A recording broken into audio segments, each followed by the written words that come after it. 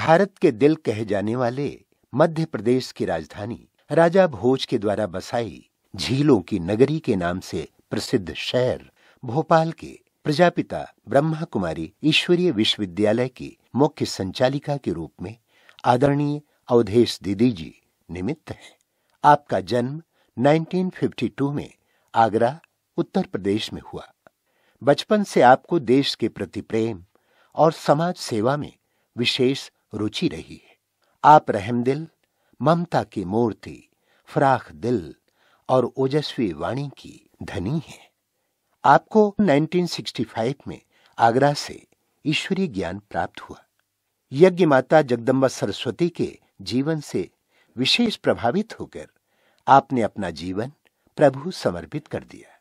आप 1968 में पिता श्री ब्रह्मा बाबा से मधुबन के प्रांगण में प्रथम बार मिली और उनसे विशेष संतुष्ट मणि भव का वरदान प्राप्त किया। 1968 से ही आप आगरा, ग्वालियर, लखनऊ, कानपुर, मुंबई, दिल्ली आदि स्थानों पर सेवाएं प्रदान करती हुई 1980 से भोपाल जोन की सेवा में कार्यरत हैं। आपने मानव कल्याण हेतु लाइफ स्किल एजुकेशन प्रोग्राम, महिला सशक्तिकरण सम्मेलन, नशा मुक्ति अभियान इत्यादि कार्यक्रमों का आयोजन किया। आपकी सेवा से विशेष प्रभावित होकर भारत सरकार ने 2010 में एक राष्ट्रीय महिला उत्कृष्ट पुरस्कार किरण लाइफ टाइम से सम्मानित किया। वर्तमान समय 200 से भी अधिक सेवा केंद्र, 1200 गीता पाठशालाओं सहित 1 लाख से भी अधिक ब्रह्मावत्स आपकी पालना में ईश्वरीय ज्ञान का रसपान कर रहे हैं। ये मेरा बड़ा सौभाग्य है, मुझे भगवान ने चुना और इस चुनाव के निमित्त बनी मेरी लौकिक मां। वह दिन था 24 जून 1965 का, जबकि मैं स्कूल से आई थी तो हमारी लौकिक मां रो रही थी। मैंने रोने का कारण पूछा तो माताजी ने कहा कि बेटा, आज हमारी मम्मा अव्यक्त हो गई है। मुझे इस बात पर बहुत नाज होगा कि मेरी बेटी काश मम्मा जैसी हो तो मैं धन्य धन्य हो जाऊंगी। आज तुम संकल्प कर लो कि मुझे मम्मा जैसा बनना है। जैसे ही लौकिक मां ने ये बात बोली तो मेरे मन में आया, क्यों नहीं मैं अपने जीवन को ऐसा बनाऊं। क्योंकि इससे पहले मेरे जीवन का जो उद्देश्य था देश की सेवा करना। मैंने बचपन में ही इंदिरा गांधी जी को पत्र लिखा था कि मुझे आपके साथ में रहकर देश की सेवा करनी है। उस पत्र का जवाब भी आया कि आप अभी बहुत छोटी हो, अभी पढ़ाई पढ़ो, फिर देश की सेवा करना। इसी बीच जब मम्मा के बारे में लौकिक मां ने बताया तो हम दूसरे ही दिन आगरा गांधीनगर में गए। मम्मा का भोग लग रहा था। आश्चर्य किंतु सत्य बात है कि महेंद्र भाई साहब मम्मा के बारे में सारे अनुभव सुना रहे थे। मुझे भाई साहब नजर नहीं आए, मुझे मम्मा नजर आ रही थी। मम्मा का मुझे साक्षात्कार हुआ और मैंने संकल्प लिया कि मुझे ऐसा बनना है। तेरी याद आई, तुम भी तो आओ,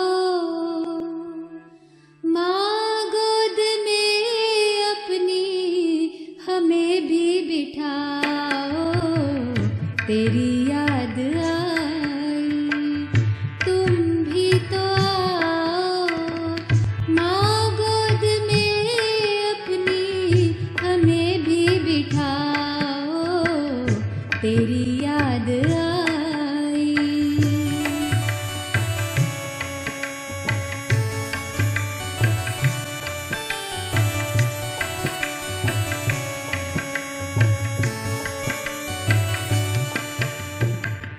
यहाँ हो वहाँ हो, कहाँ को गई हो, क्या कर रही हो, कहाँ खो गई हो। यहाँ हो वहाँ हो, कहाँ को गई हो, क्या कर रही हो, कहाँ खो गई हो। नहीं आ सको तो, नहीं आ सको तो पता ही बताओ। माँ गोद में अपनी हमें भी बिठाओ, तेरी याद आई।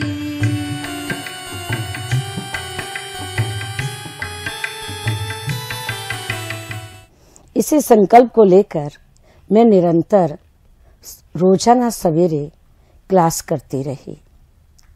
समय 68 का आ पहुंचा, जबकि 24 जून 1968 में मैं साकार बाबा से मिलन मनाने के लिए माउंट आबू गई। तब मेरे मन के अंदर में बहुत सारी शंकाएं थीं। काश भगवान आ चुके हैं, क्या ये सच बात है? मुझे अपने जीवन का फैसला करना है। और यदि भगवान ब्रह्मा बाबा के अंदर आते हैं तो भगवान तो जाने जानहार हैं, भगवान अंतर्यामी हैं। भगवान को निश्चित मालूम होगा कि मैं इस सेवा में सफल हो सकती हूँ, आगे आ सकती हूँ। तो मेरे मन के अंदर में एक संकल्प आया कि ग्वालियर और आगरा से 100 की पार्टी माउंट आबू गई थी। मैं बहुत छोटी थी, फ्रॉक पहने हुए गई थी। मैं सबसे पीछे की लाइन में खड़ी हुई और ऐसा अपने आप को सेट किया कि मैं बाबा को दिखाई ना दूं। लेकिन मैंने मन में संकल्प किया कि हे भगवान, अगर आप ब्रह्मा बाबा के तन में आते हैं, आप तो जाने जाननहार हैं, आप तो जान सकते हैं कि मैं इस काबिल हूँ, इस सेवा में आगे आ सकती हूँ। तो निश्चित रूप से आप मुझे पीछे से बुलाकर सबसे पहले टोली खिलाएंगे। और सच में ही ऐसा ही हुआ कि जब ब्रह्मा बाबा आए और दृष्टि दे रहे थे, तो दृष्टि देते देते बाबा ने कहा, जो पीछे बच्ची है उसको आगे बुलाओ। मैं आगे आई और सबसे पहले टोली बाबा ने मुझे दी। लेकिन मेरे मन के अंदर में एक शक पैदा हो गई। क्या शक पैदा हो गई? कि मैं जो फ्रॉक पहने हुई थी बहुत झालर वाली थी। पूरी कोशिश की थी उसको टांगों में फंसाने की, लेकिन मेरे मन में शक पैदा हो गई कि बाबा को मेरी फ्रॉक दिखाई दे गई है। इसलिए बच्ची समझ कर के बाबा ने मुझे पहले बुला लिया है। कोई बात नहीं, शाम के टाइम जब रात्रि क्लास होती है तब हिस्ट्री हॉल में हम बैठे थे और मेरे मन के अंदर में फिर दूसरा क्वेश्चन पैदा हुआ कि सच में ब्रह्मा बाबा के तन में परमात्मा निराकार शिव कैसे आते हैं, एक झलक तो हमें दिखाएं। अगर हम ऐसा कुछ अनुभव करेंगे तभी अपने जीवन का फैसला कर सकेंगे। तो कैसे आते हैं ये मुझे अनुभूति चाहिए। यहाँ भी एक आश्चर्य की बात रही कि जैसे ही मैं बैठी थी और मन में ही सोच रही थी कि ब्रह्मा बाबा के चारों तरफ लाइट ही लाइट घूमती रही और घूमते घूमते एकदम लाइट सिमटते सिमटते ब्रह्मा बाबा की मस्तक में तिलक की माफिक सेट हो गई और मैं अंतर्ध्यान हो गई। बाबा की मुरली चलती रही और मैं एकदम उसमें मगन थी, जैसे कोई आकाशवाणी हो रही हो। बाबा की मुरली पूरी हुई, सभी लोग चले गए और मैं वहीं बैठी रही। लेकिन एकदम सफेद लाइट हो गई। मैंने देखा मैं अकेली हूँ, यहाँ कोई नहीं है। फिर मैं उठ के अपने कमरे में चली गई। रात भर मुझे नींद नहीं आई। मन में संकल्प चलता रहा कि निश्चित ही भगवान आते हैं और भगवान ने मुझे अनुभव कराया। दूसरे दिन सवेरे पुनः जब क्लास में बैठी तो मैं सबसे पीछे बैठी थी। आगे सभी महारती भाई बहन और दादियां बैठी थी। मेरे मन में प्रश्न चल रहा था कि अगर मैं ब्रह्मा कुमारी बन गई, मुझे तो कुछ भी नहीं आता है, फिर मैं इस सेवा में आगे कैसे आ सकूंगी। भगवान, सच में आप मुझे प्यार करते हैं, आप मुझे ब्रह्मा कुमारी बनाना चाहते हैं, तो एक मेरी मनोकामना और पूरी कीजिए कि मैं सबसे पीछे बैठी हूँ, मैं आगे आकर के आपसे दृष्टि लूं, साकाश लूं। क्या मुझे आप आगे बुला सकते हैं? ये तो आप ही काम कर सकते हैं, मैं तो आगे नहीं आ सकती। ये भी वंडरफुल बात हुई कि बाबा के महावाक्य चल रहे थे। मुरली चलते चलते बाबा ने कहा, जो पीछे आगरे वाली बच्ची बैठी है उसको आगे बुलाओ। मेरी तो खुशी का ठिकाना न रहा। बाबा ने मुझे आगे बिठाया और आगे बैठकर मैं बाबा से दृष्टि ले रही थी। दृष्टि लेते लेते बाबा ने कहा, बच्ची, अभी बाबा जो मुरली चला रहे हैं उस स्टेज पे बैठ के तुम रिपीट करना। वंडरफुल बात। अब मेरा ध्यान दृष्टि पर भी था और लिखने पर भी था और याद करने पर भी कि मुझे अब सुनाना है। जैसे ही बाबा की मुरली पूरी हुई, बाबा ने मुझे स्टेज पर बैठाया और उस समय के हिसाब से मैंने जितने भी 7-8 पॉइंट याद किए थे, मैंने स्टेज पर बैठकर रिपीट किए। सबको वंडर लगा। बाबा ने दरवाजे पर खड़े होकर बराबर तालियां बजाई, सारी सभा ने ताली बजाई और बाबा ने कहा, जितने दिन बच्ची यहाँ रहेगी स्टेज पर बैठ के रोजाना मुरली रिपीट करेगी। ये मेरा सौभाग्य था कि 7 दिन के अंदर बाबा ने मुझे मास्टर मुरलीधर बना दिया और मुरलीधर बनाकर निश्चित ही मेरे जीवन का फैसला किया। तेरा वो प्यार है बाबा जो समझाया नहीं जाता। तेरा वो प्यार है बाबा जो समझाया नहीं जाता। बरस जाता है नैनों से वो बतलाया नहीं जाता। बरस जाता है नैनों से वो बतलाया नहीं जाता। तेरा वो प्यार है बाबा जो समझाया नहीं जाता।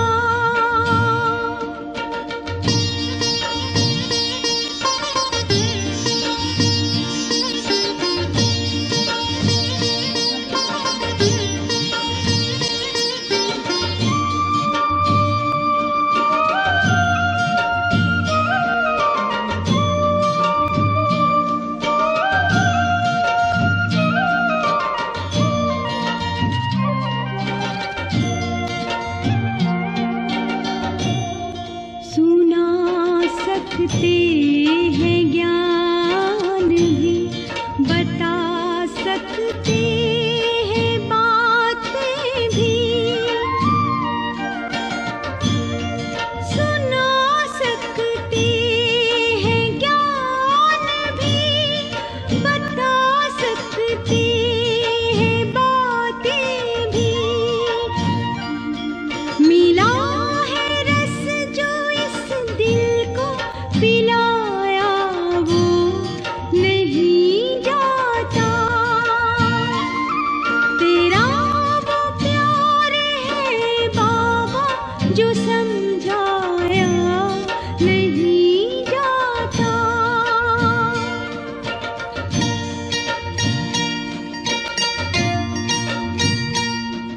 तो मैं अपने बड़े भाई को कह के गई कि जब मेरा अखबार में एग्जाम का रिजल्ट आए तो भैया हमारा रिजल्ट एक पोस्ट कार्ड पर लिखकर भेज देना।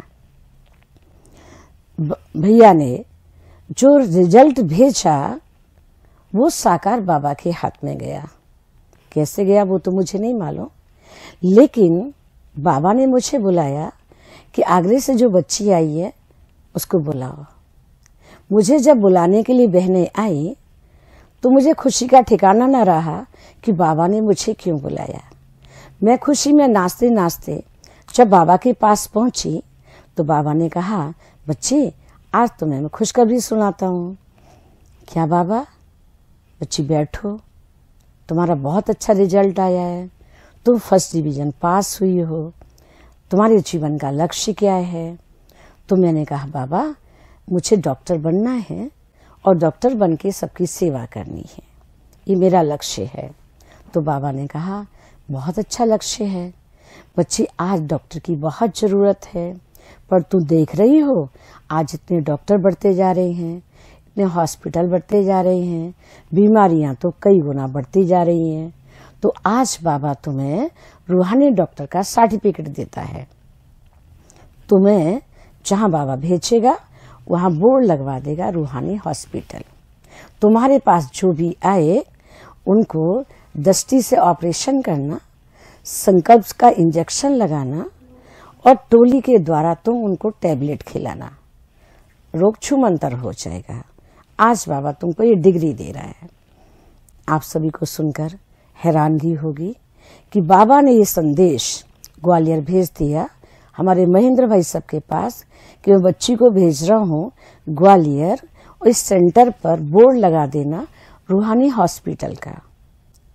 वंडरफुल बात कि सामने सिविल हॉस्पिटल और ग्वालियर किले के बीच में बाबा ने जो सेवा केंद्र बनाया, नीचे मेडिसिन की दुकान, ऊपर बोर्ड लिखा रूहानी हॉस्पिटल।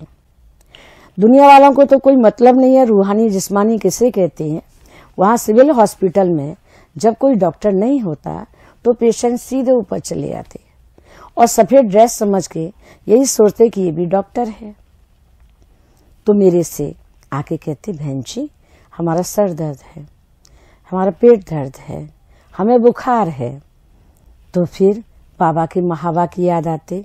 प्रैक्टिस तो कुछ भी नहीं थी, बाबा का वरदान था। जैसे बाबा ने संकल्प दिया हम बाबा की याद में दृष्टि देते, बाबा की याद में संकल्प करते कि इनका बुखार ठीक हो जाएगा, इनका शरीर दर्द हो रहा वो ठीक हो जाएगा। उसी संकल्प से टैबलेट खिलाते और फिर कहते कि 2 दिन के बाद बताइए कि आपकी तबीयत कैसे रही। तो वंडरफुल बात, जो भी आते सब ओके हो जाते। कहने का भाव कि बाबा ने हमें रूहानी डॉक्टर बनाया और ऐसा रूहानी डॉक्टर बनाकर बहुत बड़ी बड़ी सेवाएं कर रहे हैं। लेकिन इससे भी आश्चर्य की बात ये कि जब हम माउंट आबू गए थे तो लौकिक पिताजी से पूछ के नहीं गए थे। तो बाबा ने ये भी आशीर्वाद वरदान के रूप में दिया और कहा कि बच्ची जब तुम घर जाओगी तो बाबा जो ड्रेस दे रहे हैं वही पहन के जाना। जब हम घर गए तो हम सफेद ड्रेस पहन के गए। वंडरफुल बात ये कि हमारे लौकिक पिताजी आराम कर रहे थे और बहुत क्रोध में थे। लौकिक माताजी को ये कह चुके थे अगर अवधेश यहाँ आएगी तो मैं उसको शूट कर दूंगा, क्योंकि मेरी बिना परमिशन के वो गई है। उनका 1% भी संकल्प नहीं था कि ब्रह्मा कुमारी बने। लेकिन जैसे ही मैं घर में गई, लौकिक पिताजी को आभास हुआ बड़ी बहन जी आई है, और बड़ी बहन जी कह करके छोटी बहन को कहा मम्मी को बुला के लाओ, बड़ी बहन जी घर में आई है। मैं अंदर में गई, पिताजी से मैं नहीं बोली, लेकिन जैसे ही लौकिक माँ आई और देखा अवधेश आई है तो उनको भी आश्चर्य हुआ कि तुम्हें पिताजी ने पहचाना नहीं। मैंने कहा नहीं। जब मैं माताजी से बात कर रही थी और आवाज सुनी पिताजी ने कि तो अवधेश की आवाज है, तो पिताजी आए, इतनी खुशी में झूमते हुए, इतना रौनक में थे, बड़े प्यार से बात करने लगे। बेटा इतने दिन तुम कहाँ रही, कैसे रही, और तुम अभी आई हो, अब तुमको यहाँ ही रहना है। माना उनकी सारी जो क्रोध की ज्वाला भड़क रही थी वो एकदम शांत हो गई। और वंडरफुल बात ये कि उन्होंने मुझे ऐसा जीवन जीने की परमिशन दे दी, ये बाबा की श्रीमत के आधार पर। ये बहुत बड़ा करिश्मा हुआ जो भगवान की बात को मानकर मैं ऑफिशियल ड्रेस में गई और पिताजी उस ड्रेस से बहुत प्रभावित हुए। मधुबन कितना मधुर मधुर है, मधुबन कितना मधुर मधुर है, सदा ये आँखों में छाया है, सदा ये आँखों में छाया है, दिल वाला मधुबन का बाबा, दिल वाला मधुबन का बाबा दिल में समाया है। मधुबन कितना मधुर मधुर है, मधुबन कितना मधुर मधुर है। परम पिता शिव रोज यहाँ आकर ब्रह्मा के तन में, परम पिता शिव रोज यहाँ आकर ब्रह्मा के तन में, मुरली की मीठी मीठी तान सुनाते, मुरली की मीठी तान सुनाते, नैनों से छलका सागर का प्यार, नैनों से छलका सागर का प्यार, भूलता है नित्य नया रंग, भूलता है नित्य नया रंग। बच्चों के जीवन में दिल वाला मधुबन का बाबा, दिल वाला मधुबन का बाबा दिल में समाया है। मधुबन कितना मधुर मधुर है, मधुबन कितना मधुर मधुर है। तो मैंने बाबा से कहा मन में मेडिटेशन के थ्रू कि बाबा मैं कमी सहन नहीं कर सकती, किसी भी प्रकार की, चाहे खाने में, पीने में, रहने में, कहीं भी कमी का एहसास नहीं कर सकती। लेकिन वंडरफुल बात, बाबा ने मुझे 2 वरदान दिए। जब मैं आई थी तो बाबा ने मुझे 2 वरदान दिए कि बच्ची पहले तो किसी से कुछ मांगना नहीं, मांगने से मरना भला, और जब किसी भी चीज की जरूरत महसूस हो केवल बाबा बाबा शब्द बोलना, बाबा तुम्हारे सामने हाजिर हो जाएगा और जो तुम चाहोगी वो तुम्हें प्राप्त हो जाएगा। ये बात मुझे बाबा की याद रही। और दूसरी बात बाबा ने वरदान दिया कि कभी किसी भी सेंटर पर कितना भी अच्छे से अच्छा हो, तुम डाली पकड़ करके नहीं बैठना, चाहे वो सोने की हीरे की डाली क्यों न हो, तुम उड़ता पंछी बन के रहना। मेरे दिल ने यही बात दिल से कही,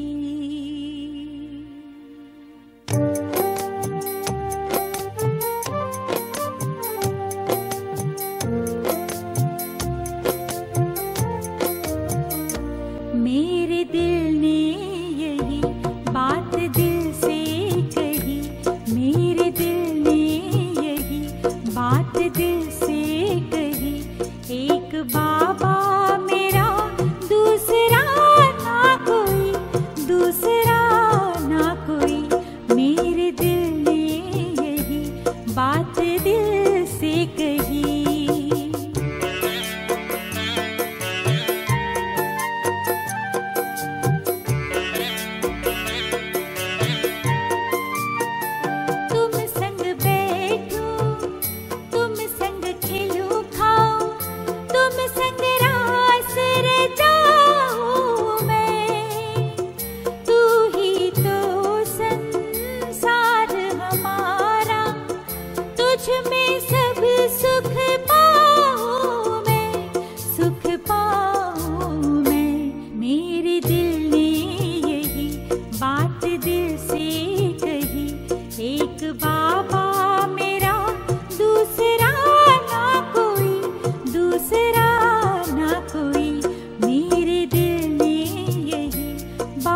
दिल से कही।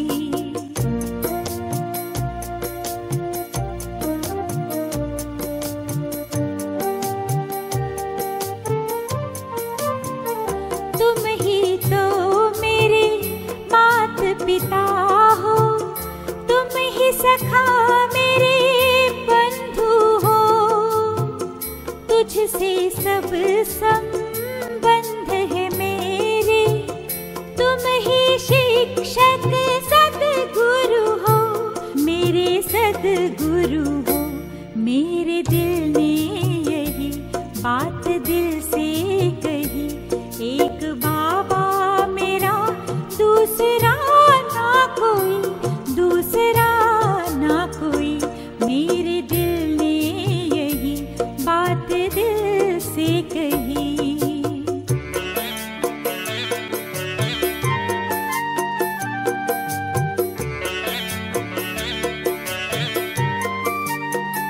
याद प्यार हमें इतना देते, कुछ और याद न आता है। हम है शुक्र गुजार तुम्हारे, भाग्य पे मन इतराता है, इतराता है। मेरे दिल ने यही बात दिल से कही, एक बाबा मेरा दूसरा ना कोई, दूसरा ना कोई। मेरे दिल ने यही बात दिल से कही, एक बाबा मेरा दूसरा ना कोई, एक बाबा मेरा दूसरा ना कोई, एक बाबा मेरा दूसरा ना कोई, दूसरा ना कोई। जब मैं इस भोपाल के मेडिटेशन सेंटर में आया, यहाँ मेरा अवधेश बहन जी से मुलाकात हुई, जो पूरे प्रदेश की प्रभारी भी हैं। उनके सानिध्य में बैठकर जब उन्होंने कहा मैं सोलंकी तुम्हारी क्लास लूँगी, और जब उन्होंने क्लास लगाई, वैसा अनुभव मैं ज़िंदगी में कई संतों के पास गया, कई जगह मैं साधु महात्माओं के पास बैठा, लेकिन जब दीदी के मेडिटेशन की क्लास लगती है, उसका अनुभव ज़िंदगी में एक नया होता है। दीदी जब मुरली पढ़ रही होती हैं, मुरली के बारे में बात कर रही होती हैं, उसको सुनने के बाद कानों को बार बार लगता है कि दीदी की वाणी सुने। उनको देखते हो तो ऐसा फील होता है कि हम इतनी यंग, मतलब अभी भी हमें काम करने में हम कभी थक जाते हैं, कभी हमें हेक्टिक लगता है अपना स्केड्यूल, कभी कुछ सीखते हैं तो हमें लगता है कि हमें बहुत आ चुका है। लेकिन जब हम बहन जी को देखेंगे, वो एक इंस्पिरेशन है सभी के लिए, एक प्रेरणा है। बहन जी तो निश्चित तौर पर बाबा से सीधे शक्तियाँ ग्रहण करती हैं और पूरे देवी गुणों को हम सभी के बीच में वो बांटती रहती हैं। हमने देखा कि बहुत ही उदार चित्त हैं वो। कोई भी व्यक्ति कैसी भी परिस्थिति में आ जाए, लेकिन बहन जी से एक बार मिलने के बाद उसको पूर्ण शांति का और संतुष्टि का अनुभव होता है।